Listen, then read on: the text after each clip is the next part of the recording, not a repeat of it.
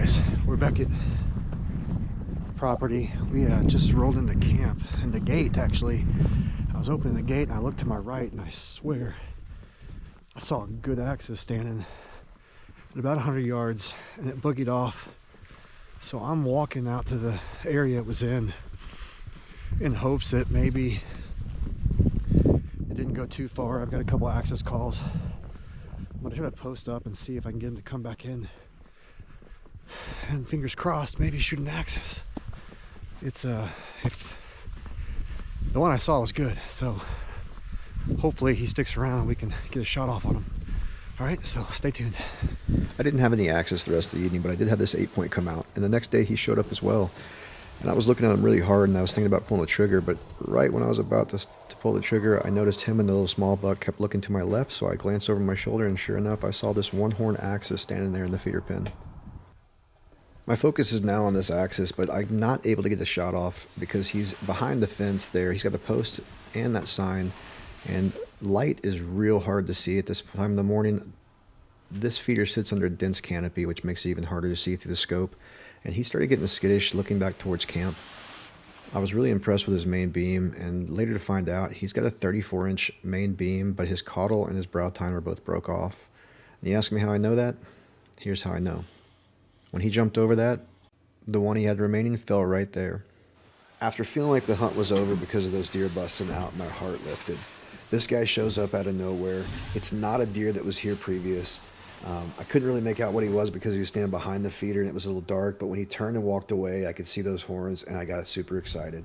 The only negative part is he, instead of coming to the feeder, he went back here behind this low-hanging live oak branches and he stood back there browsing and just watching these doe for literally 20 minutes, 25 minutes, which made it really tedious for me to keep looking. So at the time, I couldn't appreciate what's about to happen with these turkey. These turkey came off the roofs and put on a show down here. And this is just 2 that you can see in frame, but there's at least 5 others to the left that are strutting around and putting on a show. And again, I'm hyper-focused on this deer in the background because I don't want him to slip by me and through this gap to the right or come back to the left while I'm focused on the other area. So I couldn't really appreciate the show these turkeys are putting on until I watched it in post. And man, it was pretty.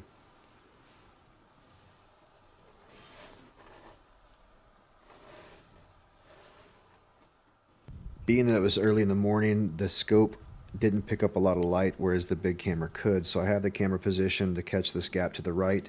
I'm scanning left, I'm scanning right with the scope, as well as picking my head up and looking with my naked eye, and just in hopes that I can catch him before he gets to that gap. And luckily, I was able to swing back on him before he got too far away, and I took a hard quartering away shot. I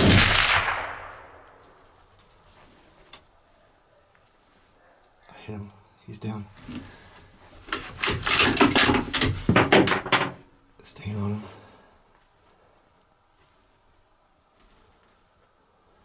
Just watching. I don't have a good line of sight. He was going away. This shot was taken at about 130 to 145 yards with a 6.5 Creedmoor on a Springfield 2020 rifle that's equipped with a Banish Meteor suppressor. And as you can see, that suppressor did its job because these turkey came back in. That doe never spooked, and there's a couple deer to the left that didn't bounce out either. So kudos to Banish and the Meteor suppressor. It's been a game changer for me and my daughter when we're out there shooting.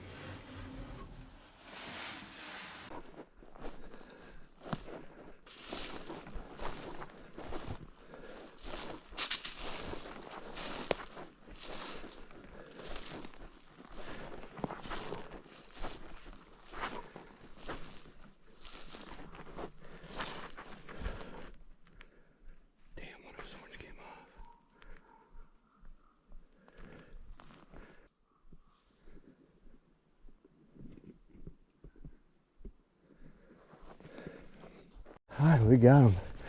And I found a nice little shed right there at the feeder. How cool is that? That's a good shed. He's down, so we're gonna walk to camp, grab the truck, bring it over here. He's in velvet, so I want to keep him as careful as possible. I'm gonna mount that. I don't get very many. A velvet low fence on 80 acres. So I'm excited about that. That was a nice deer. Pretty cool, huh? I couldn't wait to get back to camp to tell Lake and I just shot an axis. Some people wait their whole lifetime to meet their hunting buddy, and I raised mine. I swear I can't ask for a better buddy than her in the field. She's always there to help me, and she's always there to support. I love her to death and can't wait for many more memories to be made with her. Like a bird on a tree,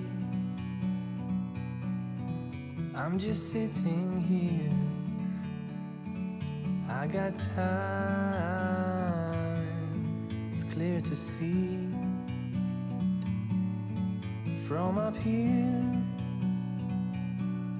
the world seems small. We can sit together. It's so beautiful.